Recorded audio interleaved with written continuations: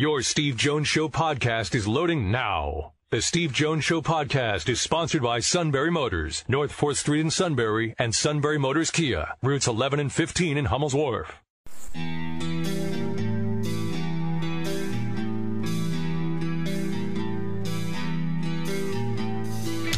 Sports talk where your voice counts. This is the Steve Jones Show on News Radio 1070 WKOK.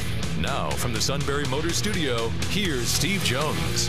Fun to be with you on this Wednesday, halfway through the week. And today's show brought to you by Sunbury Motors, 4th Street in Sunbury, Sunbury Motors Kia, routes 11 and 15, Hummel's Wharf, and online at sunburymotors.com. Ford, Kia, Hyundai, the best in new inventory, great pre-owned inventory with the Sunbury Motors guarantee and a fabulous service department that backs it all up from the time you buy the vehicle until the time you trade it in for your next SMC vehicle. It is all at Sunbury Motors, 4th Street in Sunbury, Sunbury Motors Kia, routes 11 and 15, Hummel's Wharf, and online at sunburymotors.com. Second most popular segment after the Macatrillo rants is our play-by-play call of the day.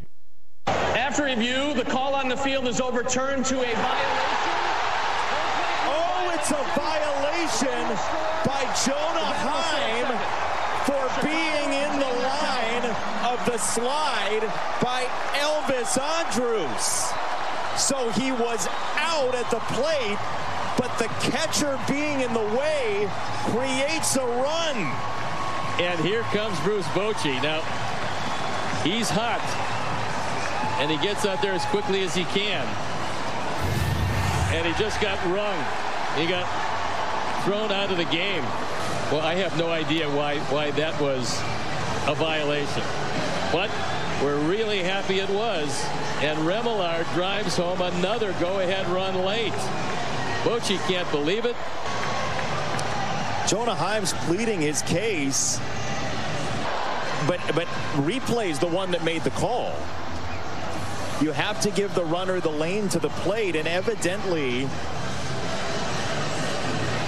Jonah Heim did not. This will be talked about for a long while.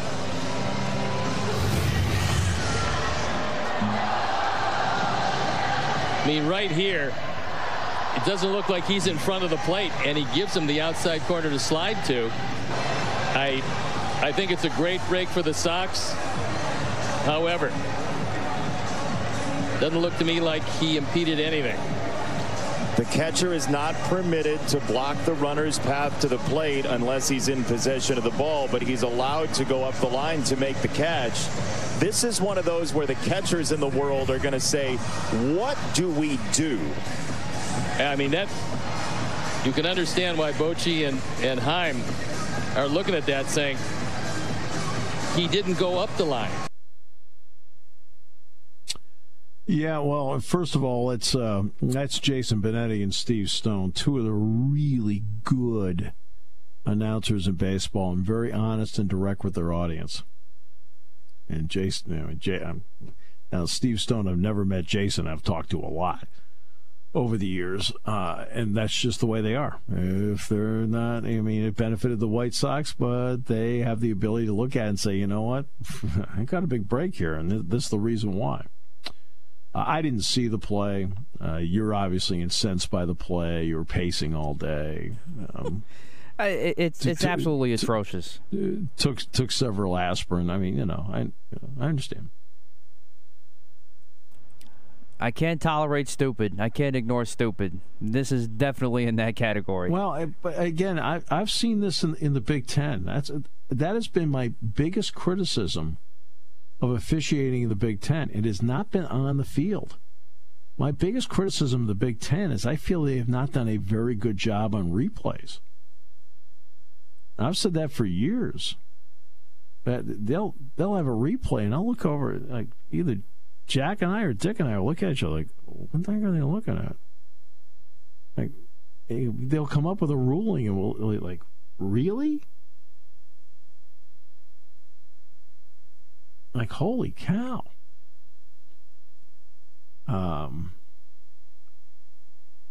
And that happens a lot. I mean, more often than it should. Where you sit there and go, really? I mean, I've seen all sorts of things. You know, things that benefited Penn State.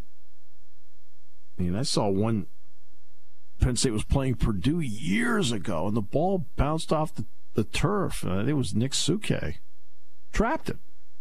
You can see he trapped it. I'm like, all right, well, Jack and I are like, well, they're going to overturn that.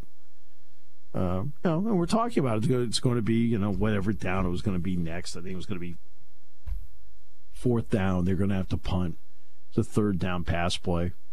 I said, you know, they'll have to punt, you know, and we're going through. The two of us are matter of fact about it because we looked at the replays. It's obvious the ball hit the ground. They come back, and the call has been Stanzas called. We're like, Stanzas called? What the heck are you talking about? Stanzas called. We're like, and it benefited Penn State. Right? And then I've seen a whole bunch of others where you sit back and go, no, the replay wasn't working on the Von Bell play where he trapped the ball against Christian Hackenberg. They're like, it wasn't working. You didn't try it out before the game?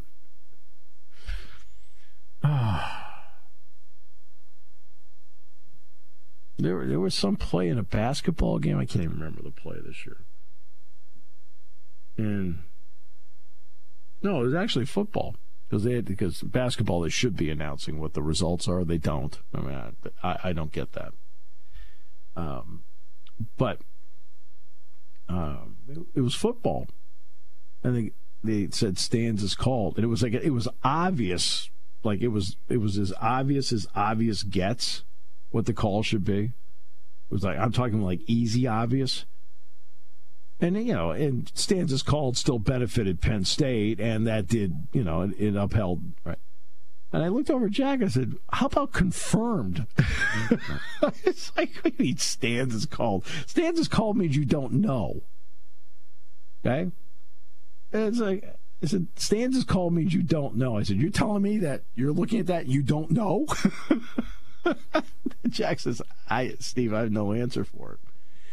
That's been my biggest criticism of replay in the Big Ten, has been the booth officials and not the field officials. Because they have time to look at it. And they come up with some where I sit back and go, okay, I'm not sure where you came up with that. And this is a case where this is a booth review done in New York. And I don't know how New York is set up. I don't know if they have a bunch of screens there and X amount of people working in there, or if they have like one group dedicated to each game. I don't think they have one group dedicated to each game. I think they're kind of moving around, and when needed, they catch as catch can, and that's not the right way to do it either.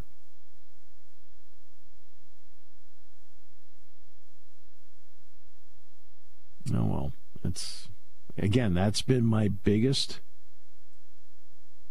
issue, is that when it comes to replays, for the most part, it works well. For the most part. But there are too many times I've seen where I sit back and I'll say, I don't quite get what they're seeing here. That's not every time, obviously. It's just once in a great while. But you would think a replay, and look, some of them are so close. Well, I don't blame them for saying it stands as called. And I'll even stay on the broadcast. Say, I think they're going to say stands as called on this one. Because, I'll look at it and I can't tell. And, and I'm figuring, well, if I can't tell, there's a possibility they can't tell either because it's that close. Then there are other times where they're taking too much time on a replay and they're looking for a fingernail. Like, no, don't look for a fingernail. If you can't see it in 30 seconds, just don't bother. Move on. I didn't see this play. Let's see if I look it up on ESPN. Maybe I can see the play. About where he's blocking the plate. Florida leads TCU in the College World Series 2-1, bottom of the 7th, by the way. Yeah, ESPN actually does have these highlights, shockingly. Reds win 11 straight. Boy, somebody's got to explain that to me. I give the Reds a lot of credit. I did not think they had a chance to be very good this year. But you know what? They're in first place. Let's see here. Which division rival will give the Eagles the biggest run for their money? Next story. Get the lingerie on the deck. Call the janitor. I mean, really. I know they have to write stuff in the off season. I get it, but so much of the stuff is irrelevant. Let's see. Only Mets have been a colossal disappointment this season. Yankees second. No, I'm just kidding. Oh, my almighty! Okay. LeBron claims first NBA title on this date. These are the stories that they have on there. Fantasy baseball, 5 players you should be trading for today. Okay. What am I doing here? Oh, my goodness. All right, well, let's see. Let's go to Major League Baseball home. Where have you gone, Edgar Martinez, on the DHs who can hit? That's a good question. When the DH came in, the guys like Orlando Cepeda and people like that were hitters.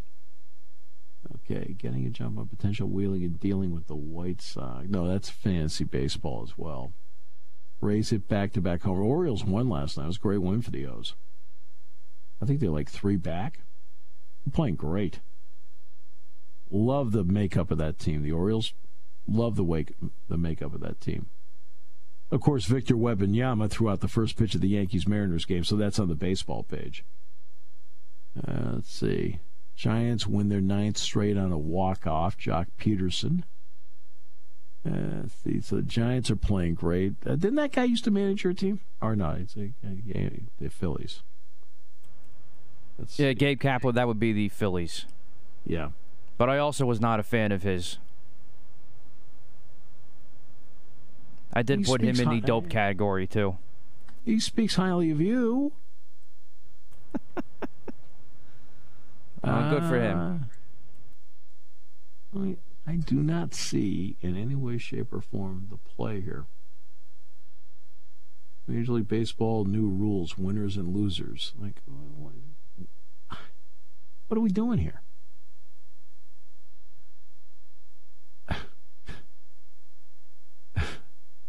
There's a lot of stuff on here that is so worthless. It's unbelievable. The Japanese Juan Soto, Masataka Yoshida. Okay. Can Jordan Hicks stick in the closer role? Well, I hope he does. I personally like Jordan. Jordan pitched here with the Spikes. Rays hit back-to-back homers. That's right. The Rays are playing this afternoon with the Orioles. What's the score of that game? I thought that game started. The Rays got the split of the series. They won 7-2. I can't find it. It's not on here.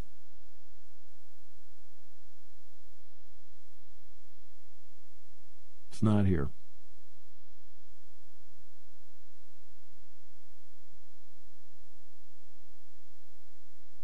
Luis Arnaez is chasing 400. Very impressive.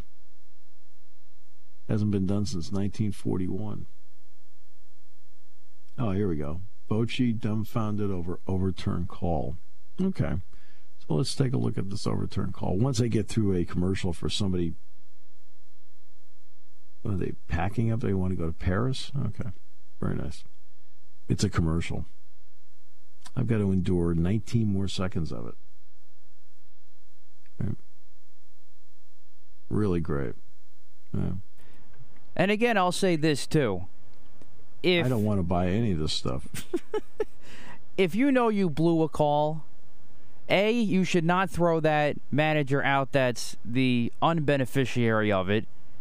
Mm-hmm. And 2, and you just have to deal with him chewing you out, let him have his moment, and that's it. And 2, he better not be fined for criticizing them in the media either. Because to me, that's a complete injustice. You're the ones that blew the call, so the other team should be able to speak their mind about it. I'm sorry. Can't deal with it, get out. Well, to be frank with you, though, the guys on the field didn't blow the call. Did they? I thought it was the replay guys. Oh, it was a replay, yeah. But, I mean, them / the guys in New York are making, or in Sea Caucus, rather, are making the call.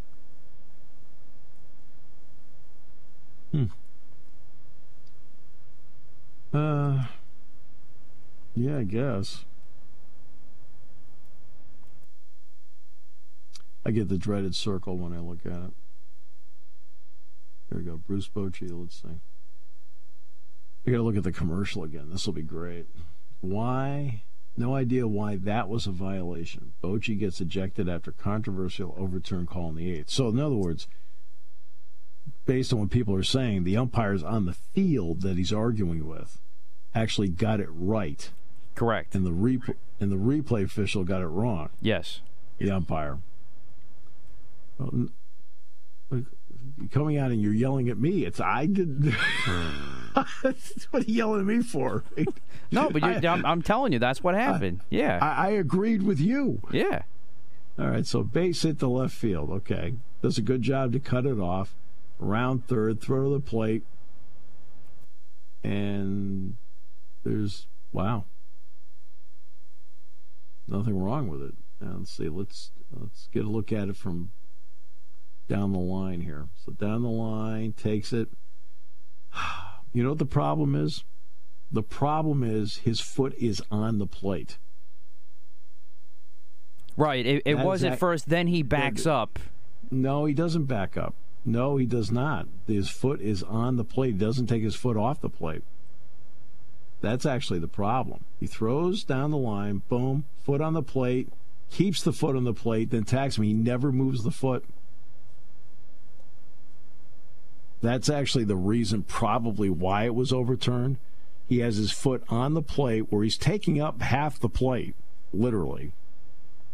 And that's probably why they overturned it.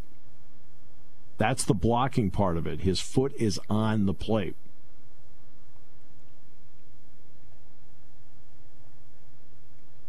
I'm going to guess that that's what they're saying in New York.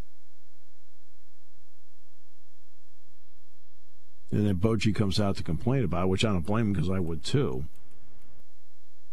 Because he's clearly out.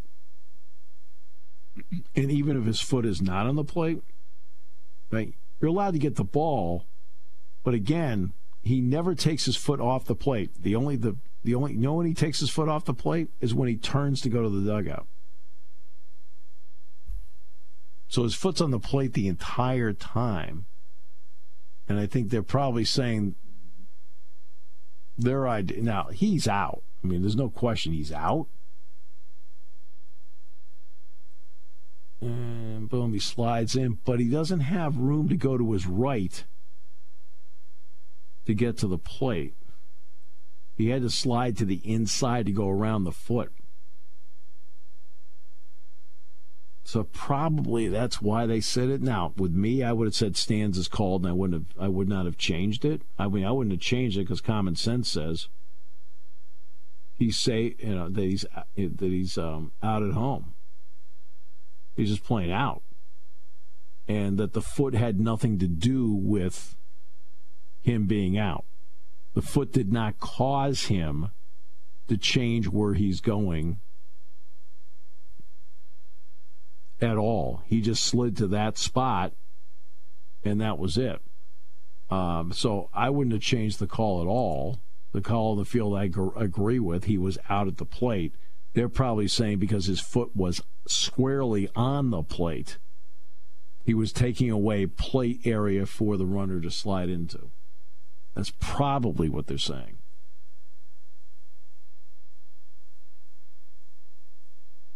You hate when I give logical explanations. It's still dumb because the bottom line is both guys didn't make contact with each other, and he had room to slide into that front half of the plate. Yeah, you're supposed to have the whole plate to slide into. Right. I mean, that's technically you're supposed to have the whole plate to slide into. The catcher is allowed to go get the ball, which is fine. So when I heard that originally, they were saying, well, the catcher's allowed to go get the ball. So I thought, well, he must have had to move over to get it. Actually, he doesn't move at all to get the ball. He actually has his foot on the plate the entire play and then catches and tags him out. So, I don't know.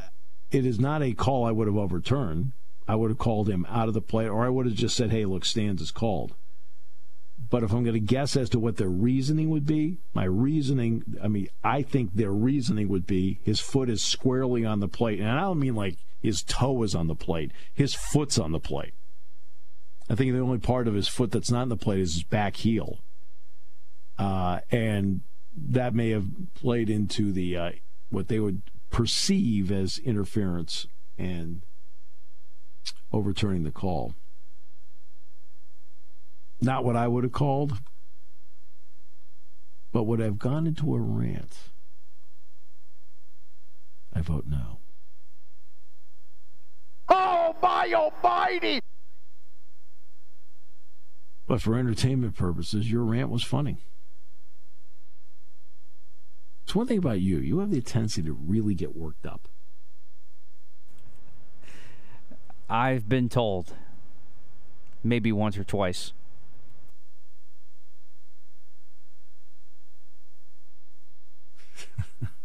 It's all right. It's all good.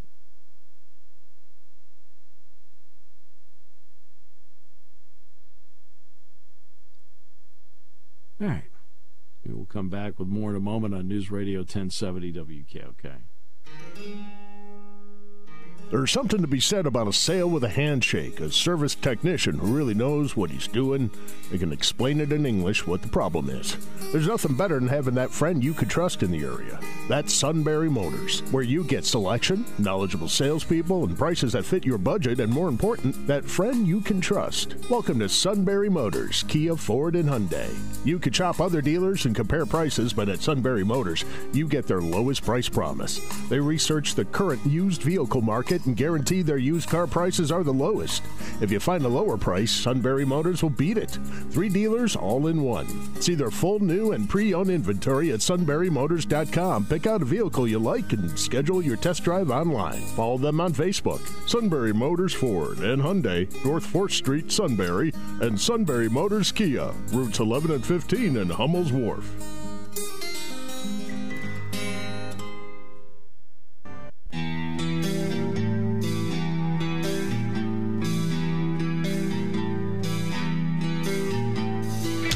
Sports talk where your voice counts. This is the Steve Jones Show on News Radio 1070 WKOK. Now from the Sunbury Motors Studio, here's Steve Jones. Sunbury Motors, 4th Street in Sunbury. Sunbury Motors Kia, routes 11 and 15 Hummel's Wharf. Online, sunburymotors.com. Ford, Kia, Hyundai, great new inventory, all with great warranties. So important. Fabulous pre-owned inventory with the Sunbury Motors Guarantee. Terrific service department for the life of the vehicle. Routine, difficult to handle it all until you're ready to trade it in for your next SMC vehicle. It is all at Sunbury Motors, 4th Street in Sunbury. Sunbury Motors Kia, routes 11 and 15 in Hummel's Wharf, and online at sunburymotors.com. Tomorrow will be all about the NBA draft. That will be the big story of the day. The NBA draft is such a mixed bag. You have, obviously, the idea of a potential superstar in Victor Wembanyama, and I do mean potential superstar. We'll just have to see how it plays out. I'm not going to sit here and tell you, boy, I'll tell you, he is going to be a star. I don't know. I mean, he has the look of somebody that he certainly has the look of somebody that has some stuff that he brings to the table that can be special.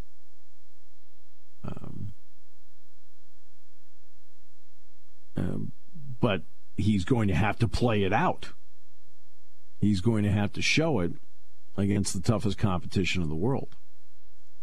Meanwhile, your guy Dalvin Cook is on the verge of signing a 2-year, $21 million deal with the Miami Dolphins.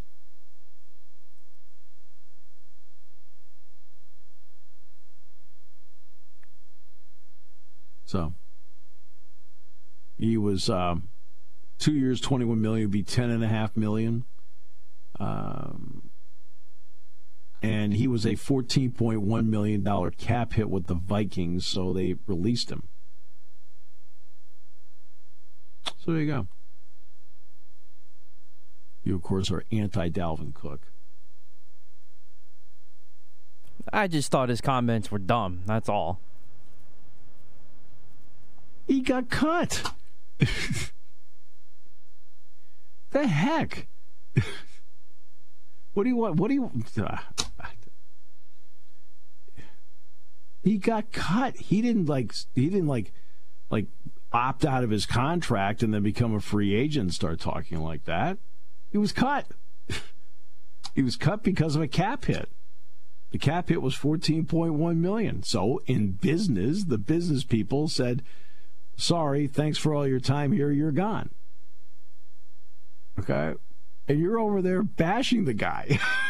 It's like, okay. Because to me, it just looks a little presumptuous of him to talk a big game about forming an epic tandem with DeAndre Hopkins when he got cut for a reason. He got cut for a cap hit. That was part of the reason. The other reason is he hasn't been as productive lately. He's got the fourth most yardage of any running back since 2017. So it's not like he has had an unproductive career. No, he hasn't. But I'm saying the last, I'd say 2 years, he's dropped off. His stock has dropped off a little bit. Well, the last month, Aaron Judge's stock has dropped off. He never plays. All right, so still not back. I mean, it's been 2 weeks, right? It's been over that, and my biggest problem with this is the Yankees' lack of transparency with all this, and why he hasn't been put on the IL or anything like that. I could care less. I know even when they're healthy, he is on the IL. They haven't announced that officially. Oh, he's on the IL, but that's come and gone. I mean, it was the 10-day IL. He's out.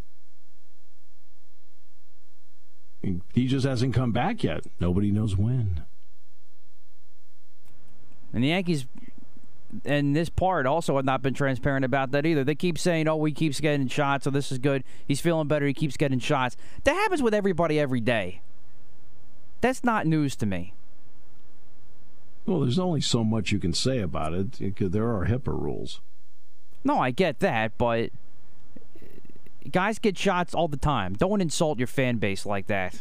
That's all I'm saying.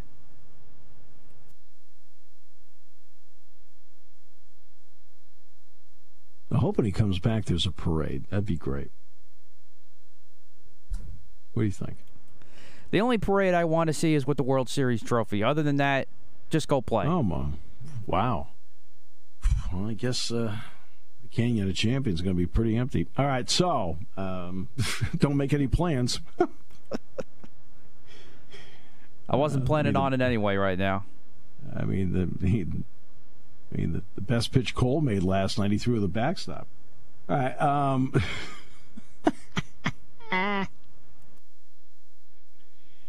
All right. He actually pitched pretty well last night. Kept going to his hat, though. What does that mean? No? No, senor! No, senor! No, senor! All right, so Orioles lost today. They split with Tampa. Orioles have been playing great, over 600 ball. Arizona leads Milwaukee 4-1, top of the ninth in Milwaukee. Houston leads the Mets 9-6. That game is in the top of the sixth inning. Bottom of the third in Washington, Nationals and Cardinals scoreless. I mentioned how Tampa Bay beat the Orioles today 7-2. Toronto won over Miami 6-3. Cincinnati won again. That's 11 in a row. They beat Colorado 5-3, and the Cubs down the Pirates 8-3. Detroit beat Kansas City 9-4. Phillies and Braves tonight 6:40. And Aaron Nola gets the ball tonight. against A.J. Smith-Shawver.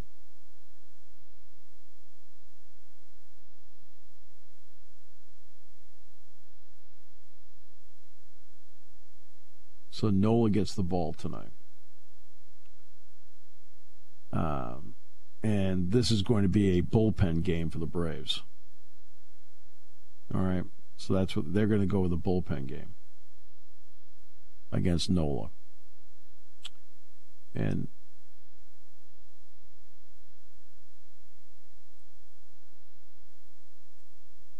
Nola has been up and down. I mean, you look at his last 5 outings. 6 innings, 8 hits, 5 runs. 7 Ks, 2 walks. Then against the Mets on the 31st, 6 innings, 4 hits, 4 runs, 5 strikeouts, 3 walks. Against Detroit, terrific. 7 innings, 1 hit, 3 unearned runs, 12 strikeouts, 3 walks. Against the Dodgers, he went 6 1/3, 7 hits, 6 runs all earned, 7 strikeouts, 2 walks. And against the D-backs, he went 6 2/3, 6 hits, 4 runs, 9 strikeouts, 1 walk. So the strikeout walk stuff has been really good, but he's just giving up too many key hits in key situations. ERA, though, at home is 3.92, which, I mean, that's the key for him. His ERA is a full run lower than what it is on the road. And that's Nola tonight. They need Nola to be Nola. Well, let's see. Your team's playing tonight. They're playing Seattle. Yes, Johnny Brito's back on the mound tonight for the Yankees. So we'll see how that goes.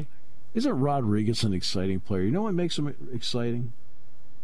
He plays every day. All right, so that's true.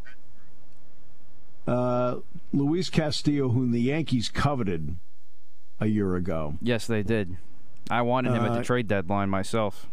And he would have been worth it. He's a good pitcher. I know he's 4-5 this year, but like his ERA is terrific.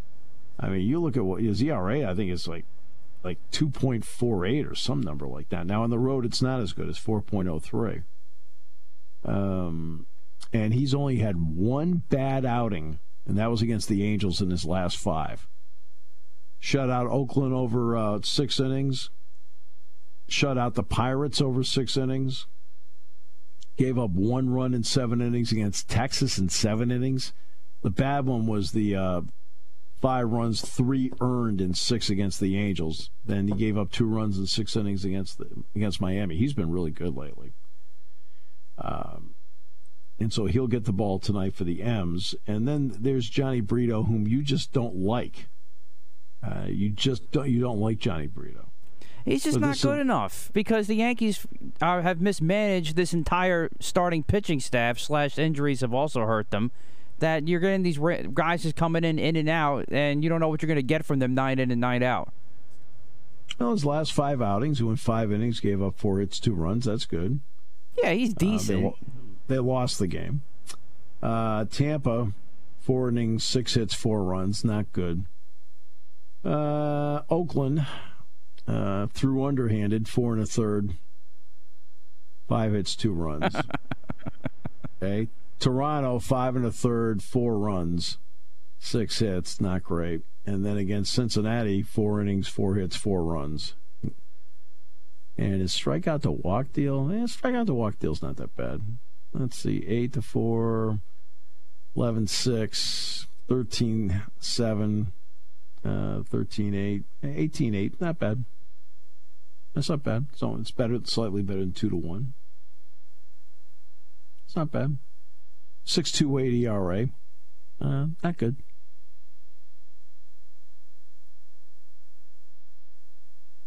And you're not a fan.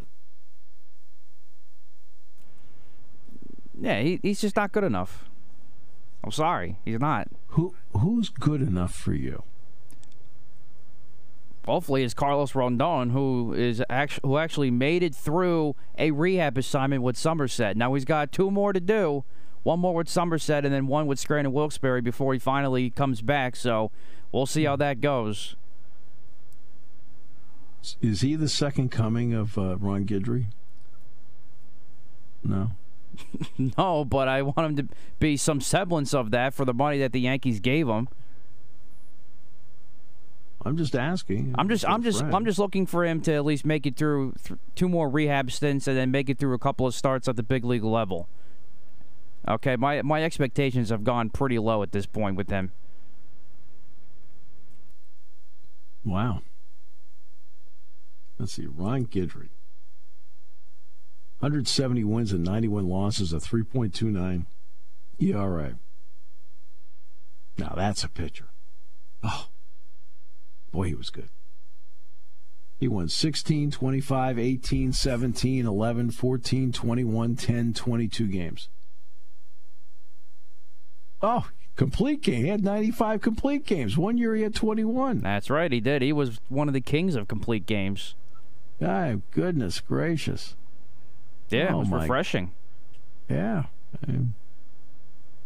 Good pitching coach, too. I liked him as a pitching coach. Let's see. Postseason. Postseason batting. Who cares? He's 5-2 in the postseason with a 3.02 ERA. Terrific. Exactly what you want.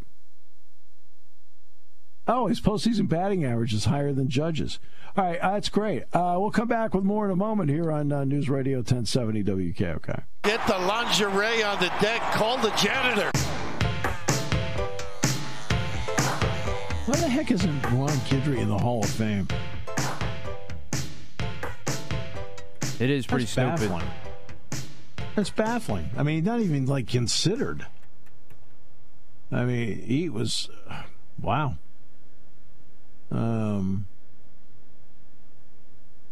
Explain to me why Bernie Williams isn't in the Hall of Fame.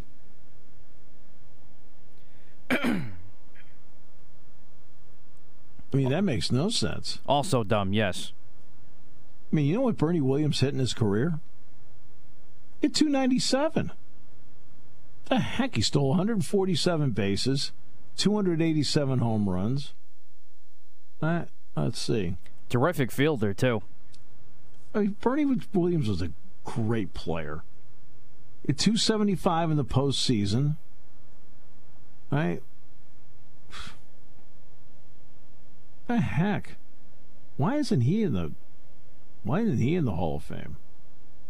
That doesn't make any sense to me. Same thing with Guidry. It doesn't make any sense to me. They should both be in the Hall of Fame. That's just me. Yeah.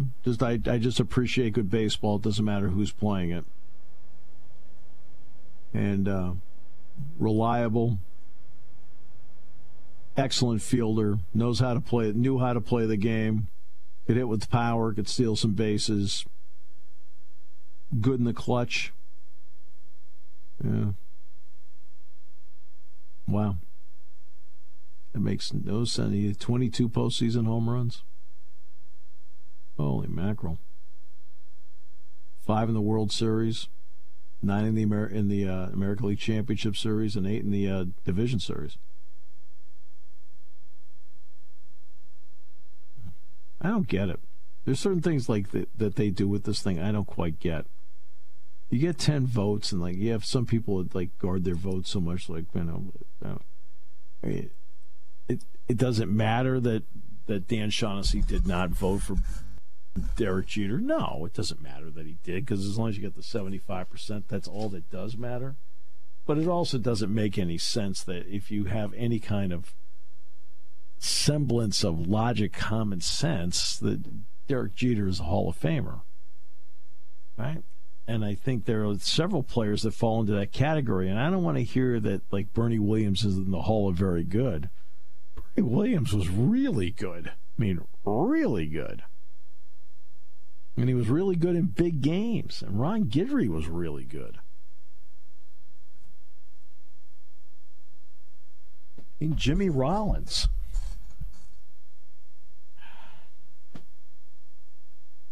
You got some guys out there that I think should be in. And no offense, but like if Harold Baines is in, and I don't want to take anything away from Harold Baines, who had a nice long career, very, very productive. So I'm happy he's in for him. That's great. But if you're going to use him as a standard, what about these guys that performed at the highest level in the biggest games? Ron Guidry, Bernie Williams. I mean, there's guys like that. I'm going to be honest with you, I think a guy like Dwight Evans should be in. You know, I mean, there's certain guys that I look at in the course of their career. I mean, no offense, Lou Whitaker should be in.